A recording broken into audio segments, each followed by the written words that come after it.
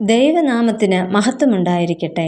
അനുഗ്രഹിക്കപ്പെട്ട ഈ പുതിയ പ്രഭാതത്തിലെ നമ്മുടെ വായന ഭാഗം ഇയ്യോബിൻ്റെ പുസ്തകം 18 മുതൽ 20 വരെയുള്ള അധ്യായങ്ങളാകുന്നു. ഇന്നത്തെ ചിന്തയ്ക്കായി വേർതിരിച്ചിരിക്കുന്ന വേദഭാഗം 2 ശമൂവേൽ 18-ാം അധ്യായം 27-ാം വാക്യം.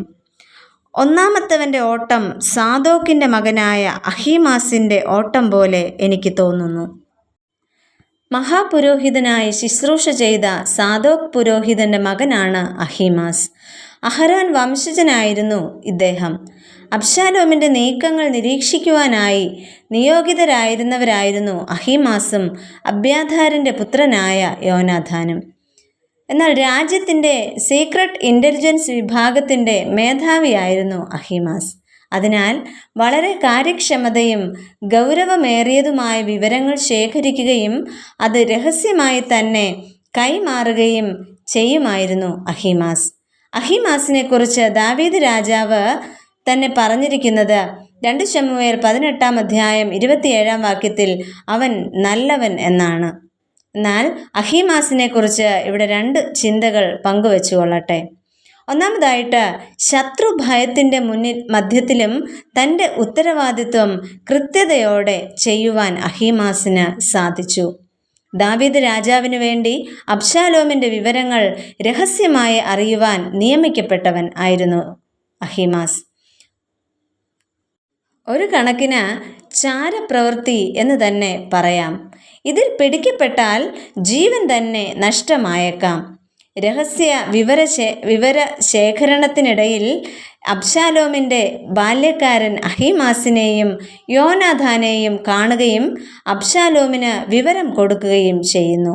എന്നാൽ അവർ തന്ത്രപരമായി ഒളിച്ചിരിക്കുകയും ഭയപ്പെട്ട് ഓടിപ്പോകാതെ വിവരങ്ങൾ കൃത്യമായി ദാവീദ് രാജാവിനെ അറിയിക്കുകയും ചെയ്തു എന്ന് 2 ശമൂവേൽ 17-ാം അധ്യായം 18 മുതലുള്ള ഭാഗത്ത് രേഖപ്പെടുത്തിയിരിക്കുന്നു.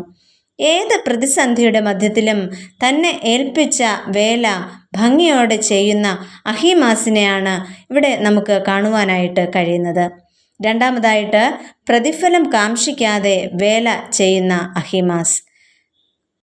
എല്ലാ മനുഷ്യരും തങ്ങൾ ചെയ്യുന്ന വേലയുടെ കൂലിക്ക് അർഹരാണ്.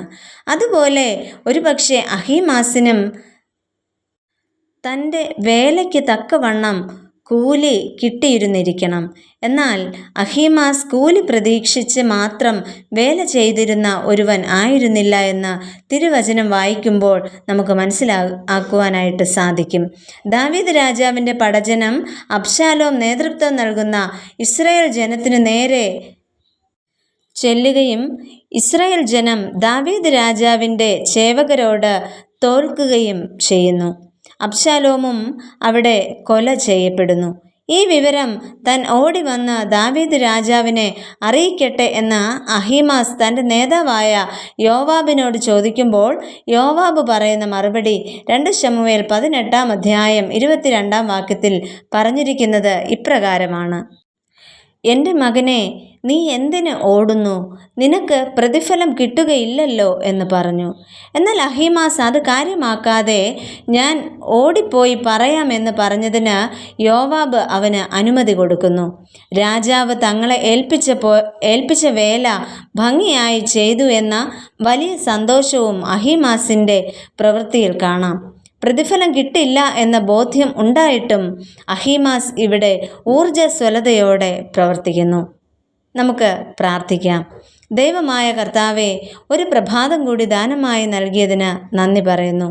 ഇന്നേ ദിവസവും അങ്ങയോട് ചേർന്ന് ജീവിക്കുവാൻ ഞങ്ങളെ സഹായിക്കണമേ. ശത്രുഭയം കൂടാതെ ഞങ്ങളുടെ ഉത്തരവാദിത്വം നിറവേറ്റുവാനും ധൈര്യത്തോടെ അങ്ങയുടെ സാക്ഷിയായി നിൽക്കുവാനും ഞങ്ങളെ ഇടയാക്കണമേ. പ്രതിഫലം ആഗ്രഹിക്കാതെ അങ്ങയുടെ വേലയിൽ പങ്കാളികളാകുവാനുള്ള കൃപയും അവിടുന്ന് ഞങ്ങൾക്ക് നൽകണം എന്ന് പുത്രൻ്റെ നാമത്തിൽ അപേക്ഷിക്കുന്നു. ഞങ്ങളുടെ പ്രാർത്ഥന കേൾക്കണമേ. ആമേൻ.